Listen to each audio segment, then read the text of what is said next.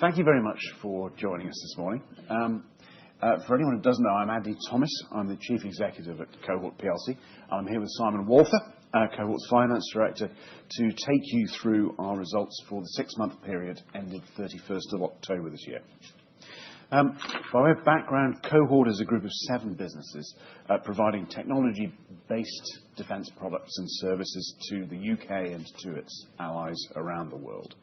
Our business model aims to maximise the autonomy and independence of our businesses, consistent with good financial and regulatory governance. And that means that decisions are taken quickly and close to the customer. It maximises agility and innovation while supporting our businesses with the strong balance sheet and the market reach that we have as a group. So today I'm going to start by giving you the highlights from the first 6 months of the year.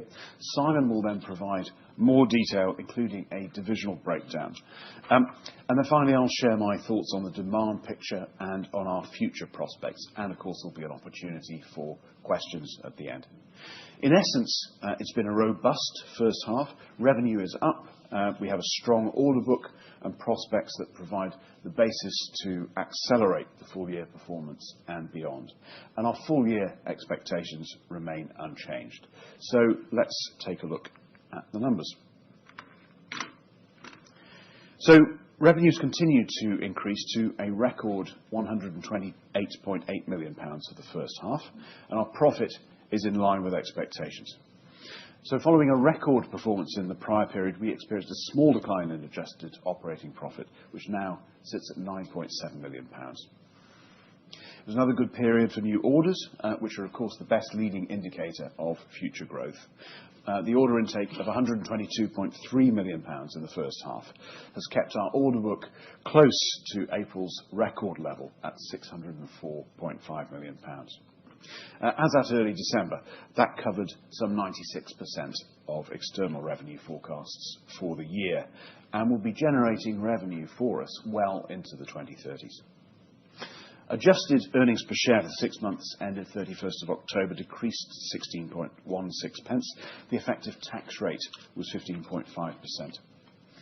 The operating cash outflow of £27.9 million was, as expected, reflected a build in working capital ahead of second half deliveries, as well as payments in respect of dividends, capital expenditure.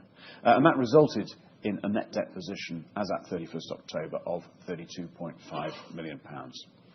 The capital expenditure included £7 million on ELAC's new facility, which was completed on time. And we expect our net funds at the year end to be in line with previous expectations. We've declared an interim dividend of 5.8 pence, once again representing an increase of 10% on last year's. And that reflects the board's confidence in the group's prospects. So Simon will now talk you through our financial review of the first half of the year. Simon, thanks very much. Thank you, Andy, and good morning to you all. As Andy's already said, and I will reiterate, another growth in revenue for the group with contribution from our latest acquisition, EM Solutions, offsetting an expected drop in the revenue at MCL. The drop at MCL, along with a mix in sensors and effectors, accounts for the marginally lower trading performance of the group, again in line with expectation. As we indicated at the year end, we expected the revenue from UK MOD to fall back from its high level and as a share of the group's overall revenue to fall below 50%. The growth in our overseas domestic and export markets will see the UK MOD activity probably remain below 50% going forward for the foreseeable future. Our expectations for the second half are a much stronger performance, with 96% of our revenue now on order or delivered and producing a full year net margin of around 12%. Starting with sensors and effectors, the change in mix in this division, despite higher revenue, was the cause of the group's overall lower first half trading performance when compared with last year. We saw good order intake at Chess and a return to profitability. We expect this improvement to continue, and under new management, we are looking for Chess to drive more sustainable growth, especially on the back of demand for counter-drone systems, and to achieve mid-teen net margins by 2027-28. At ELAC, the first half saw the relocation of production to the newly completed purpose-built facility in Kiel. Increased contribution from the Italian contract, which is still being prudently traded ahead of second half deliveries, has suppressed ELAC's trading margin in the first half. We are on course to deliver the first boat set on this program in the first half of 2026 calendar year, when we will review the project's contingency levels. SCA, following the sale of its transport business at the end of June, delivered less revenue. Overall net margin for SCA reduced against prior year as lower margin work formed a greater proportion of mix in the first half, especially for delivery to an overseas customer, a project which we will complete in the early part of 26-27. The order cover for this division is 98%, and we expect a much stronger second half, delivering a net margin of around 10% for the full year. The order book of more than 2 times annual revenue gives confidence for future growth. Turning then to Communications and Intelligence division, it's also reported increased revenue at 62.5 million, up 13%. The maiden first half contribution from EM Solutions, in line with our expectations, offset the fall in MCL's revenue from the exceptional level it achieved last year. Underlying improvements at both EID and MASS further drove the higher revenue for the division. The adjusted operating profit of 10.4 million for the 6 months to the 31st of October 2025 was 23% higher, delivering an adjusted operating profit margin of 16.8%. A major factor in the improved net margin was the contribution of EM Solutions. EID's loss for the first half was less than last year's equivalent. The order book at EID continues to strengthen, and we expect significant orders in the second half from the Portuguese Navy. EID will return to profitability for the year, and our net margin target of mid-teens is likely to be achieved in the next 3 years. MASS saw good performance from its high-margin EWOS operations, electronic warfare operational support, and we expect MASS to perform strongly in the second half. This division's order book increased to 203.6 million, and its revenue cover is now 87%. This is typically lower than sensors and effectors, with the short-term nature of some of the work at MASS and most notably MCL. EID infill is linked to the domestic orders which are in progress. The net margin for this division is expected to be over 17% for the full year. This slide shows the factors behind the net funds movement in the period. The first half performance has been driven by 2 primary outflows. Firstly, the expected CapEx spend on ELAC's new facility, which completed on time in September, and we will see the final outflows in the second half. Secondly, a return to historic trading patterns as the first half saw significant working capital outflows, building for a marked increase in second half deliveries. As usual, the nature of our receipts and payments, a total of probably around 600 million for the year, some of which can be many millions of pounds in size, makes it hard to predict in the short term, but the group remains highly cash generative. Our expectations for the second half are a much stronger performance, as I've already said, with 96% of our revenue now on order or delivered, and producing a full year margin of around 12%. Our expectations of closing net funds remain unchanged at 10 to 15 million pounds for the year end. With that, I'll hand back to Andy.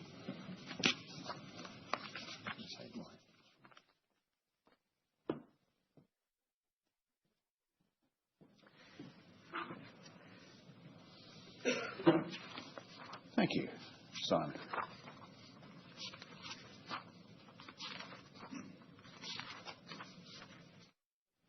So, looking towards the mid and longer term, we see a number of opportunities for the group, and I'd like to show you some of the key factors that are driving those opportunities. So we continue to see a strong demand picture in response to the deteriorating security environments and ongoing conflicts that we see across the world. None of us should welcome that, and the risks that we now see are real and a matter of concern. In regions where threats are more immediate, governments are under pressure to upgrade and modernize their defence capabilities at speed. And that is where mid-tier businesses like those within the Cohort group have got the agility and the expertise to provide innovative solutions to those defence challenges. The main catalysts of demand for defence equipment continue to be the conflict in Ukraine, coupled with the rising tensions between China and its neighbours. Research from SIPRI shows the biggest defence spenders include China at a remarkable $313.7 billion last year, and Russia with $149 billion.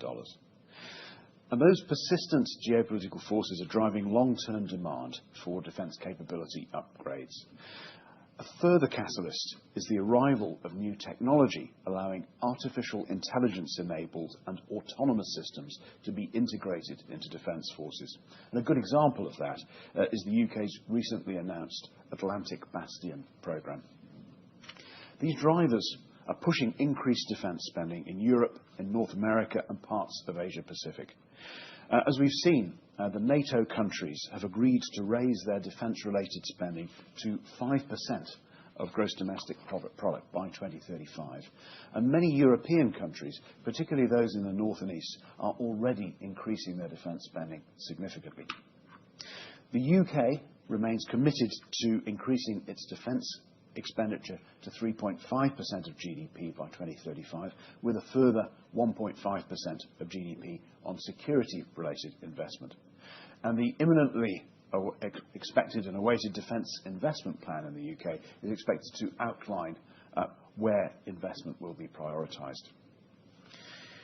Now, the need to increase defence spending to meet growing threats has been recognised well beyond the immediate vicinity of Russia and China. Modern conflicts demand systems that can adapt quickly and operate autonomously. And the Cohort Group is well placed to meet that need and has responded with investment in R&D and future technologies. We continue to see the increased focus on protecting underwater infrastructure, providing opportunities for ELAC and SEA. The need to protect our forces from both cyber and kinetic threats, including missiles and drones, generating opportunities for MASS, for Chess and SEA. The growth in manned and unmanned submarine and surface ship programs worldwide, providing opportunities for SEA, for ELAC, for EM Solutions and for EID. The need for secure digital communications for multinational forces, driving demand for systems like EID's TDCIS and MASS's JEFNet. And the need for electronic warfare, drones, counter-drone and communications for the UK and its allies at short notice, driving demand for MCL's products. And so the practical result of these geopolitical developments is a sustained higher level of demand for our equipment and services. To share some examples of that demand, EID is focused on providing communication and network systems for new Portuguese Navy vessels, as well as multiple communication systems opportunities for NATO and Asia Pacific customers. EM Solutions is also pursuing opportunities with the Portuguese Navy, alongside fleet installation opportunities for New Zealand and Australia. Their work on the Japanese Maritime Defence Force trials is ongoing, and EM Solutions is also working with the Royal Navy here on SATCOM renewals. And as the focus on cybersecurity increases, MASS has seen an increase in training and electronic warfare exercises for the UK and coalition defence customers. MCL continues to work as a trusted partner to the UK Ministry of Defence and is progressing with order opportunities for electronic warfare and uncrewed systems. Chess is seeing an increase in demand for its ground-based drone defence systems. ELAC continues to support the Italian Navy programme, as well as programmes for NATO and Asia. And finally, we're seeing significant growth in opportunities for KraitSense and KraitArray towed array sonar products at SEA. So all of these things are prospects rather than orders. So the value and the timing of converting these into contracts is uncertain, and the probability of winning them varies. But I hope that that helps to paint a picture of the strong demand and the kind of opportunities that we see for the group. Now, as the group has developed, our international presence has widened, and we've seen several examples of that in the first half. And that global expansion reflects our commitments to being closer to our customers and to developing defence technology solutions that will support their future needs. In our previous financial presentations, you'll have heard updates on ELAC's new facility in Kiel, in Germany, and we're pleased to confirm that following our £21 million investment and lots of hard work from their team, that facility is now operational, and we look forward to sharing more details during our official launch early next year. The Italian Navy submarine programme has been and continues to be an important focus for our ELAC team. And opening an office in La Spezia in Italy is a key step in strengthening our support for the Italian Navy, in enabling closer collaboration, faster response times, and sustained value for this important customer. I was present at the launch event, and the enthusiasm from the Italian team for ELAC's contribution to their capability was unmistakable. And SEA has also expanded its geographical footprint with the opening of a state-of-the-art manufacturing site in Ottawa in Canada. And our vision is that the new facility will be the main manufacturing site for SEA's torpedo launcher system for customers in Canada and worldwide. And as well as delivering profitable revenue, these strategic investments support our business development activities in important international programs and long-term growth. Now, another excellent example of our global expansion is the Memorandum of Understanding that I signed with the major Korean shipbuilder Hanwha Ocean at the Defence and Security Exhibition in Thailand last month. Now, this agreement signals our ambition jointly to deliver defence technologies to address the needs and requirements of the Royal Thai Navy's second phase frigate acquisition programme. And the MOU will provide opportunities for businesses across the Cohort Group to come together and provide a package of defence technology solutions, potentially including sonar systems, torpedo launcher systems, and communications management. And that agreement marks a key milestone in our growing relationship with Hanwha Ocean and an important step in strengthening Cohort's international partnerships. By combining the expertise and technology from across the Cohort Group with Hanwha Oceans, we can deliver naval platforms that enhance operational effectiveness and, through unique, modular and open architecture design, future-proof vessels to support long-term capability and security. We're excited to be exploring new opportunities alongside Hanwha Ocean and delivering the Cohort Group's market-leading maritime capabilities to the Royal Thai Navy. Now, as you know, in January this year, we acquired the Australian satellite communications specialist EM Solutions, expanding our naval defence offering and reinforcing the group's presence in Australasia. Now, led by joint managing directors Yorgos Makris and John Logan, the business develops innovative naval satellite terminals that deliver high-speed communications worldwide. And EM Solutions is now fully integrated as the group's seventh business.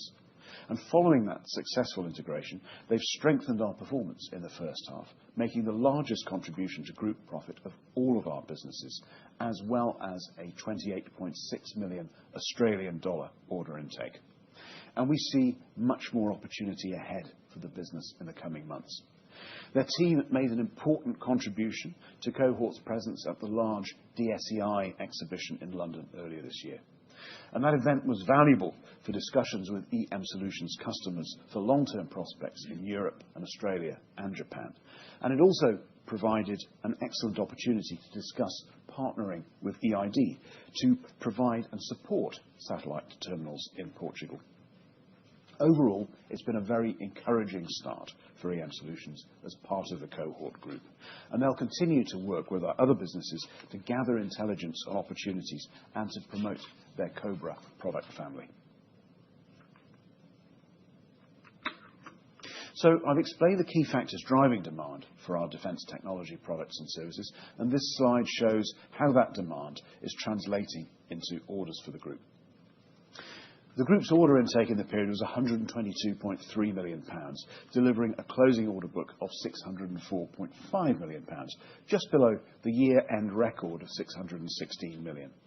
And our on-contract revenue stretches out to the mid-2030s, with particularly good order intake from MASS and EM Solutions within communications and intelligence, and at Chess and SEA in sensors and effectors. And our full year expectations for order intake remain unchanged. And we continue to see a positive outlook for organic growth in the medium term, underpinned, as I've said, by the healthy demand in our core defence markets. And that brings me almost to the end of the presentation and a summary of the main points that I wanted to make. It's been another strong interim results period for the Cohort Group. And in part, that reflects the growing demand picture that I've talked about. But importantly, it's also a result of the agility and innovation that our business model is designed to optimise, and our experienced and entrepreneurial leaders. We have an active acquisition strategy, and we look for businesses that will complement our product portfolio and provide opportunities to enter new markets or to strengthen relationships with existing customers. And the contribution of EM Solutions in this latest results round is a good demonstration of how that strategy actually works in practice.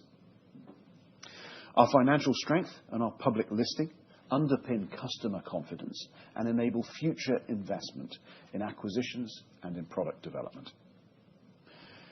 We've sustained our strong order book, and looking forward, we have an exciting pipeline of further opportunities.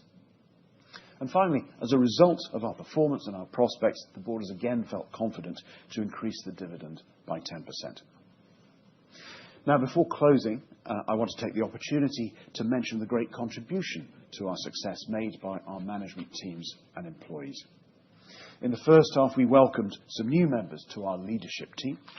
Andy Smith took over as Managing Director of Chess, following a successful career to date at Leonardo and Marshalls. And Michael Flowers, whom some of you might remember from his Chemring days, and Clint Thomas joined us as non-executive directors at EM Solutions. And we look forward to working with them to build on the success of the group.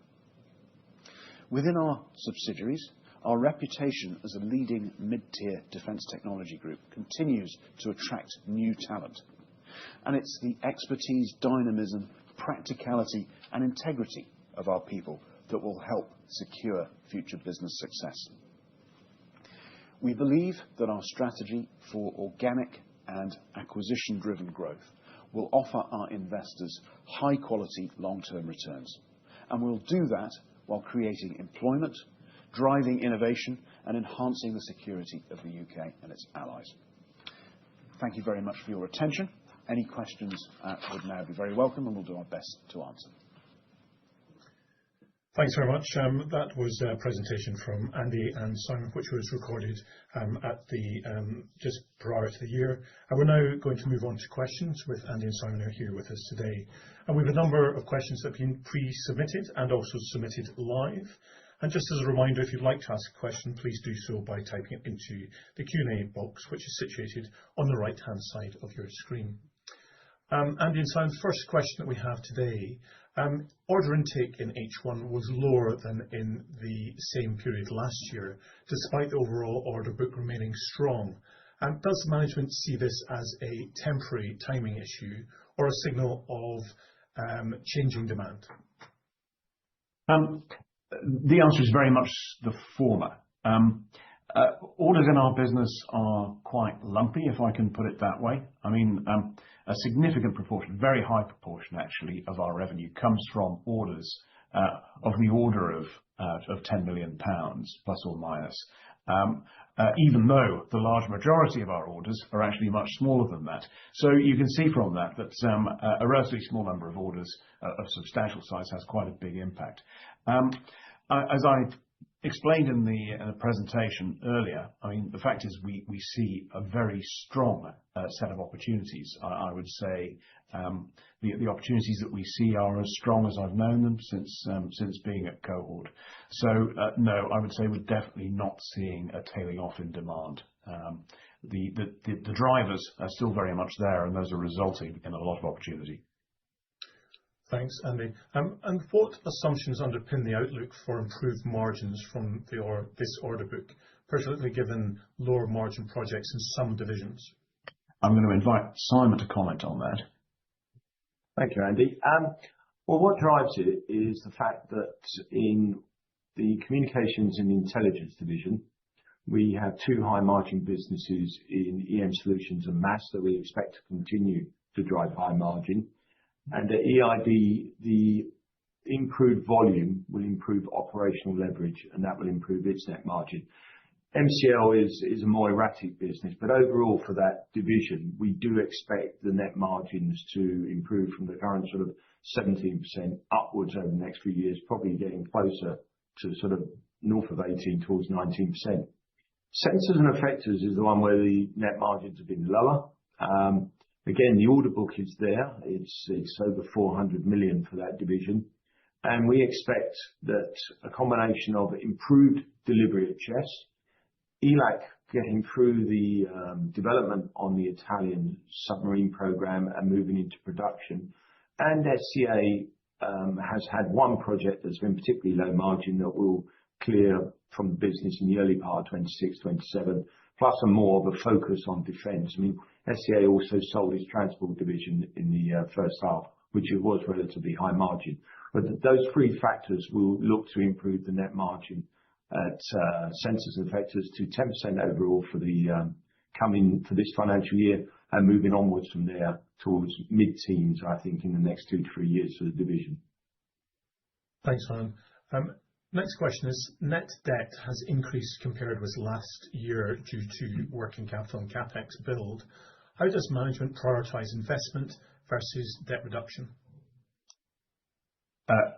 Again, Simon, I'll invite you to comment on that, although I'll happily add a word at the end if you like. Okay.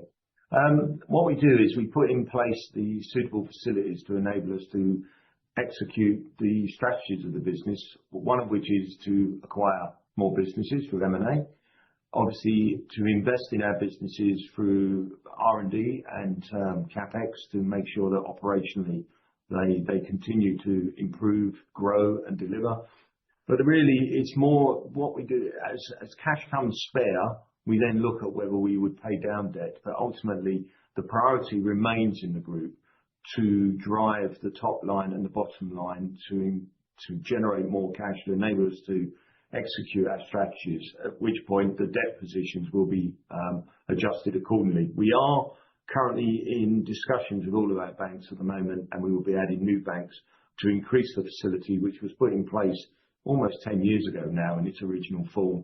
And the group then, today is heading towards 300 million. It was 100 million then. So it gives you an idea of the scale what we're looking at for the new facility to enable us to enact our strategy. Yeah, thanks. I mean, I'll just add to that it's a natural part of a business like ours where we're operating some large contracts of multi-year duration that working capital is going to build at some point, and we have to take account of that when we're negotiating bank facilities, as Simon is doing at the moment. So I wouldn't look at our balance sheet at the moment and say, well, that looks jolly efficient because you've got net debt of 30 million or whatever. That isn't the way we view it.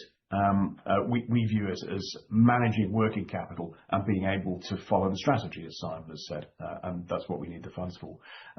But we are not a believer in high leverage, and we'll aim to keep that down to a sensible multiple of EBIT. Thanks, Andy. Next question.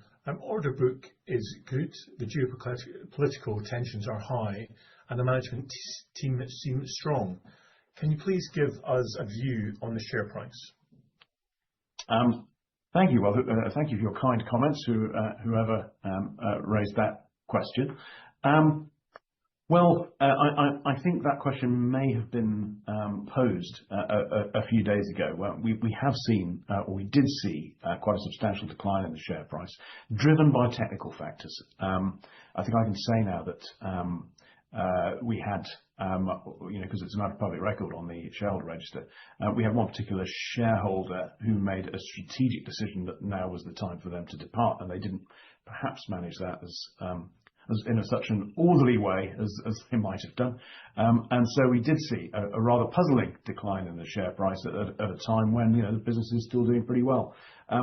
But you can quite easily track the point at which their disposal activity ceased, because that was the point at which the share price started to tick up again.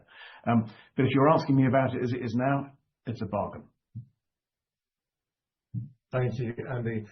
Interim dividend was increased by 10% to 5.8 pence per share. How confident is the board in sustaining dividend growth if profits remain flat or decline? Well, that's a very hypothetical question because we're not expecting profits to remain flat or decline. We have, as you'll have seen, increased the dividend annually every year since we floated back in 2006. And in most of those years, profit has increased as well. It's worth saying. And even when it didn't, we were very confident that it would in future. But that is something that we're going to consider and in relation to our dividend policy and whether it makes sense. So that's something that we may communicate further on later in the year. Simon, anything to add to that? No, not particularly. I mean, you're absolutely right, Andy. We are looking at the policy and linking more the dividend to earnings. But I remain reasonably confident that we can continue to increase the dividend as shown in our external analyst forecast. Thanks, Simon. And what risks do you see from geopolitical tensions, international export controls, or compliance frameworks? Well, there we go. I hope this isn't going to sound overly negative if I'm being asked about risks, because overall I'm very optimistic. Well, geopolitical tensions. There are risks arising from geopolitical tensions. It's very much more of an opportunity because at times of geopolitical tension, countries recognise that they face genuine threats and they need to invest in defence and security equipment to deter potential hostilities, interventionism from elsewhere, and if necessary to defend themselves against it. So that's a substantial demand driver. There are risks associated with it, of course, and hybrid warfare, cyber attacks, and so on. And the defence industry is likely to be an attractor for those sort of things. We look very carefully at those risks, and we aim to ensure that we're as well defended as we possibly can be. In relation to international export controls, well, I don't really see that as a risk because we only export to our nation's allies. We're a multinational business with operations in 4 different countries, and those countries are themselves close allies, either in NATO or in the Five Eyes community. We've never had a desire to export to anybody that they wouldn't want us to export to. Let me simply put it that way. In relation to compliance frameworks, very important in our sector. I mean, it is a really core part of our operational strategy that we comply with the legislative and regulatory requirements that surround our business, as you would expect to surround any business involved in defence equipment, in all of the countries in which we operate. And it could be a significant risk if we fail to do that, both reputationally and in terms of sanctions that could be meted out as a result. So that certainly is an important priority, as it is for all responsible businesses in our sector. Thank you. With autonomous subsidiaries, how do you ensure consistency and synergy across the group? Consistency, not so much, really. I mean, each of our businesses has their own culture, their own offerings, their own way of doing business, and I consider it a strength of our group that we don't attempt to impose a monoculture across all of the ways that our businesses operate. Now, we do aim to ensure that they aren't fighting against each other and that their strategies are not heading into convergence and competition. And we do that through an annual strategy review process, which we're just embarking on actually in the next few months at the moment. And if it does appear that we've got 2 or more of our businesses heading very much into the same area, then that's something that we will observe and head off at the pass. But no, I think it's really part of our strategy that our businesses operate with a significant degree of autonomy. In terms of synergy, we have quarterly meetings of all of the managing directors, and one coming up later this month, when all of them present what it is they're doing, what the opportunities are that they're seeing, where they have issues or problems, and that provides a perfect opportunity for them to identify areas where they can work together. Now, that's not something that we ever impose. It's got to be the choice of the businesses concerned that they partner with each other, as opposed to partnering outside. And my view is that you should always choose the best partner, whether that is inside or outside the group. But it turns out that because they know each other well, because they're used to working with each other, it's often the case that it's a smooth process to do that. And we have quite a few good examples across the group, perhaps the most prominent one being the design and production of the Ancilia missile defence system for the Royal Navy surface ships, which is led by our business SEA, but with our business Chess in a very important supporting role. So yes, we do support that. Thank you, Andy. Next question is there a risk Cohort becomes too complicated for investors to understand compared with simpler defence peers? I hope not. I don't think we're that difficult to understand. I think if you look at us as a group, we are developing and supplying a range of different defence equipment. Now, if you wanted to sort of look at it at an atomic level, and consider every single different piece of equipment that we supply to every single customer, well, then it would be quite complicated. But that's my job, and Simon's job. That's not the job of investors. I think if you look at it through the lens of what is happening to demand and how does that match what our offerings are, and also how effective is our model, the model that I described in the presentation, as compared to that, say, of our large integrated prime peers like BAE Systems or Thales or whoever, then that's the way to look at us, and I don't think it's overcomplicated at all. And just as a reminder to people, if they'd like to ask a question, please do so by putting it into the Q&A box situated on the right-hand side of your screen. Next question is, which of your businesses is the strongest performer and which is the most challenging? That's like asking a mother to choose between her children. And it varies very much from time to time. It's one of the benefits of having a diverse group in that, if we do get a fall off in performance in one area, it's often compensated for by another. But I think I'd direct you to a few different areas as to some of the most exciting businesses that we have. Our new business, EM Solutions, has become, for the first time, the largest contributor to group profit in the first half of the year, overtaking the previous incumbent in that role, MASS, which has been so for many years. And that's exciting for us. They've got plenty of good prospects as well. I think SEA has got some really excellent products which are very well aligned with the way demand is evolving, like the Crate towed array sonar for uncrewed vessels and the Ancilia missile protection system that I mentioned a moment ago. One of our most exciting businesses is Chess. Chess hasn't been the easiest of our portfolio over the last few years, but their product portfolio is extremely well aligned to demand at the moment for particularly counter-drone systems and systems that will track and localize drones with great accuracy, but also for battlefield surveillance and targeting, and maritime surveillance and targeting more generally. So, I mean, I could go on because they've all got some real excitement about them. I would expect to see some great order intake very soon from EID, for example. But yeah, I think we're in an exciting time. So for pretty much all of our businesses, things are looking up. Thank you, Andy. Sorry, I've just lost the next question that's there. There, sorry. There we go. Global expansion is very impressive, but how difficult is it to embed a company that is on the other side of the world, is the question. Yeah, well, that's a very good question, and one we gave quite a bit of thought to in the process of acquisition when we were looking at EM Solutions. And it is an awfully long way away, and Simon and I have spent more time than an ideal world we might, sitting in metal tubes in the air as a result of that.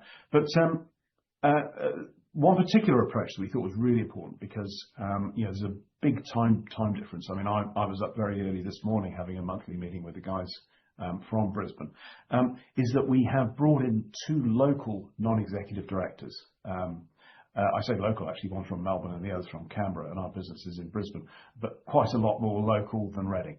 And they are very experienced guys. Michael Flowers is the former chief executive of Chemring PLC, and we knew him from his time in that role, as well as a former Australian Army officer. Clint Thomas is a very distinguished retired admiral who is also the managing director of Serco in Australia as well. So very experienced, both businessmen and very experienced and knowledgeable, and with very strong contacts in the defence, particularly the Navy organisation. And they provide very strong support for Simon and myself and the Cohort headquarters, working closely with our colleagues in Brisbane. Thank you, Andy. Some investors avoid defence stocks. Does that limit your shareholder base or access to capital? Well, I think it's fair to say it certainly hasn't done.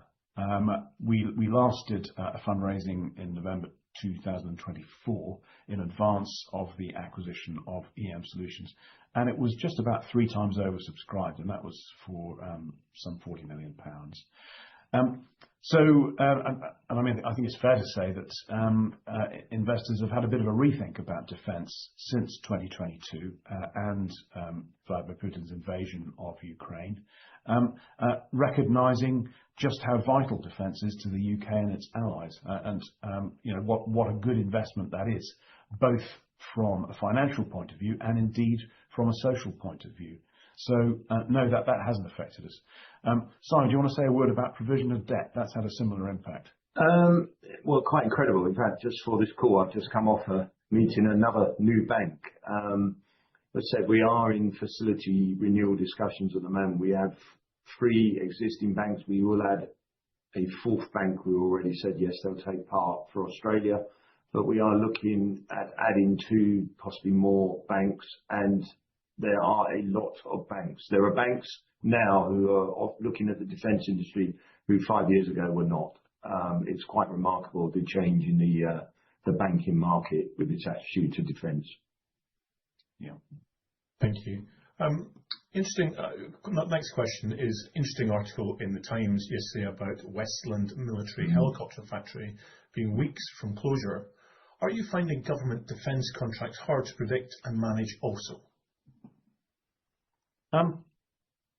It was an interesting article, actually. It was the CEO of Leonardo getting a bit aggressive with the UK government about the contract for the new helicopter. Are we finding government defence contracts hard to predict and manage? Well, the timing of government contracts and when there's competition, which there sometimes is, whether or not we're going to win it, are often difficult to predict.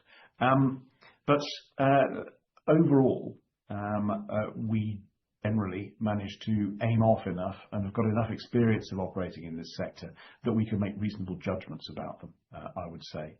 I can understand, I mean, I don't share the approach that that Leonardo is taking over this one, I have to say, but I mean, I can understand the frustration, because what we saw early last year in the UK was a strategic defence review, which I think was an extremely high quality document, very articulate and very well argued, and we simply haven't seen the implementation of that yet, either in practical terms, in terms of actual contracts being awarded, or in terms of the follow-on document, which was supposed to say exactly how this new investment in defence is going to take place. And we don't at this stage know when that's going to happen. I mean, there was a strong indication that it was going to happen by the end of last year, but that in the end did not occur. So I can understand why people might be frustrated in the UK, and we're a very international business, and now less than half of our output goes to the UK. But I'm very optimistic that those promises that were made in the Strategic Defence Review, will be acted upon. We're just seeing a little bit of temporary dysfunction here. Thanks, Andy. Next question is, how large is the execution risk for your larger contracts over the next 18 months? Where we have large contracts that are complicated to deliver, we take a cautious approach to recognizing revenue and margin. The strongest example of that is ELAC Sonar's contract to supply the complete sonar system for 4 new Italian submarines that are being built in La Spezia by Fincantieri. It's a very complicated contract. It's a complex supply chain, which adds risk, and it's also technically extremely demanding. I think possibly the most technically demanding contract that we've ever executed as a group. And it is very substantial, over 100 million euros now, with the various additions that have been made since the contract was originally awarded. So, but ultimately, that is our bread and butter. That is what we do for a living. It's managing and developing and delivering technology, complex technology in many cases, to customers that actually deals with some very significant issues that are out there.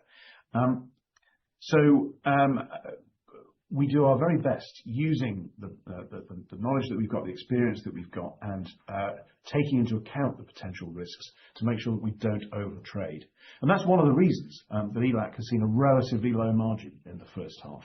In that quite a high proportion of its revenue was derived from that Italian contract, which is to say we're trading at low margin. And as and when we see us getting past important risk stages in that program, then we will consider releasing some of that provision.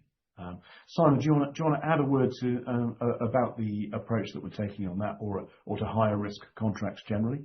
No, I think what you said, Andy, is spot on. The one thing I'd add on the Italian program is that we've actually, because of the risk, we actually put in an advisory committee to sit over and above the actual project committee as it's run, with some extremely eminent and knowledgeable people on that to assist the Germans to deliver it. But no, the approach we take across the group with all of our projects is the same. It's just the bigger projects obviously have potentially bigger swings in them. We don't, whether it's 100 million or 1 million, the approach is taken is the same. But they all have an element of risk. It's just obviously the risk in the bigger ones is bigger naturally.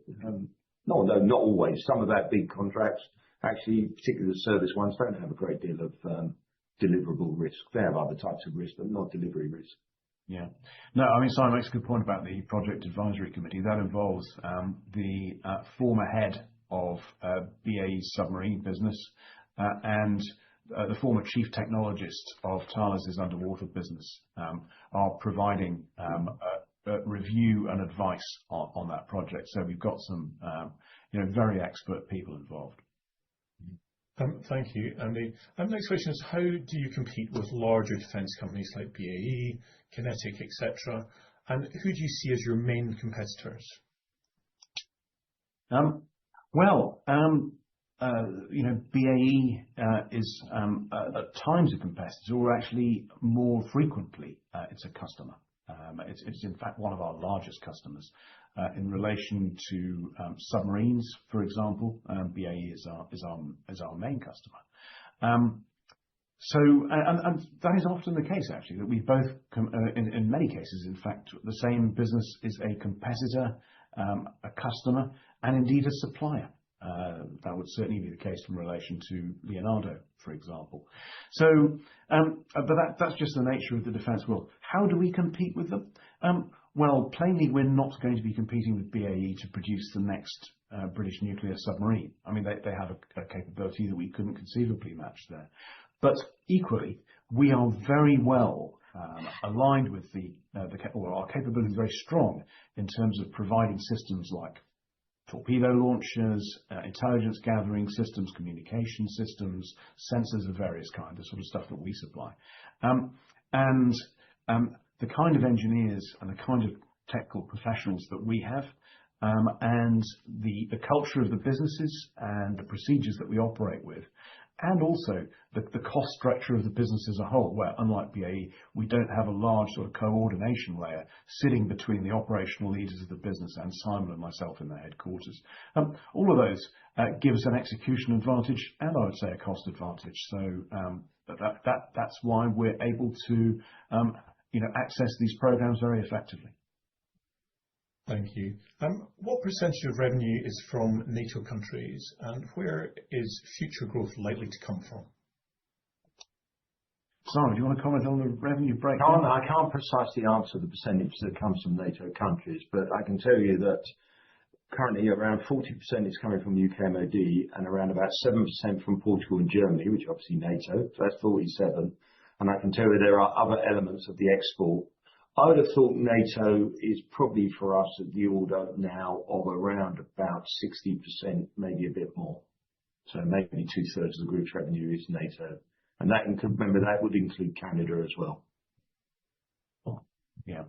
And in terms of future growth, I think the two big drivers, of course, are Ukraine on the one hand and Chinese investment in its armed forces and its aggressive behavior with them on the other. So they're coming in those two areas. One European NATO, the other Indo-Pacific. And in the Indo-Pacific, we operate in Australia, and we also see, interestingly, an increase in demand from Japan, where defence spending is growing rapidly. We see an increase in cooperative relationships actually in South Korea, and you'll have seen from the earlier presentation that we're developing our relationship with Hanwha. And in Europe, obviously UK is a home market, as are Germany and Portugal, but also we see strong demand coming from the Nordic countries, the Baltics, Poland, and potentially Germany as well. So those are the drivers of demand. I should add that apart from those two, we've also seen quite a surprisingly high level of demand from South America. I was puzzled about that until a few days ago, and perhaps I realised they were seeing something I didn't. I mean,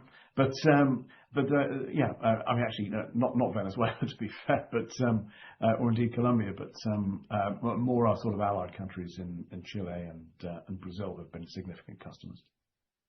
Thank you, Andy. In light of the current defence company valuation environment, how is Cohort considering its acquisition strategy? Would you be considering acquisitions in continental Europe to further expand positive spending growth? Certainly. I don't consider us especially geographically restricted. We would consider acquiring good companies in Europe, in the UK, or indeed in Australasia, or in Canada for that matter. I mean, there are some quite significant barriers to acquiring businesses in the US, but if we found the right one, then we'd consider doing that as well. It's more about finding businesses that have got access to growth opportunities and also some kind of sustainable competitive advantage, so that we're not just competing with a bunch of peers on who's prepared to accept the lowest margin. And in terms of valuation, well, valuations have generally gone up, but there's not a sort of mystery in that. It's generally because when you're in a period of high demand, businesses are better quality, and we're seeing businesses with longer order books and with better sets of opportunities at the moment. I should caveat all of that by saying, on one hand, acquisitions remain an important part of our growth strategy, but on the other hand, we're not sort of tied into doing a certain number per year. We do tend to be very choosy and careful about our acquisition targets. That's super. Well, that is just about all we have time for at the moment. So, Simon and Andy, thanks very much for your time. Andy, maybe I could hand back to you for any closing remarks. Yeah, I'd just like to say thank you very much to everybody for joining us. It's been a pleasure to talk to you and to answer your interesting questions as ever. And just to leave you with the thought that defence is an exciting and important area to be in at the moment, and it's certainly been an exciting and interesting time for us. And Cohort shares are a good way to gain exposure to that important and exciting market at the moment. And with that, wish you a very good afternoon. Thank you to Andy and Simon today, and thank you all for joining us. And that concludes the Cohort investor presentation. Please take a moment to complete a short survey following this event. The record of this presentation will be made available to you on Engage Investor, and I hope you enjoyed today's webinar. Thank you.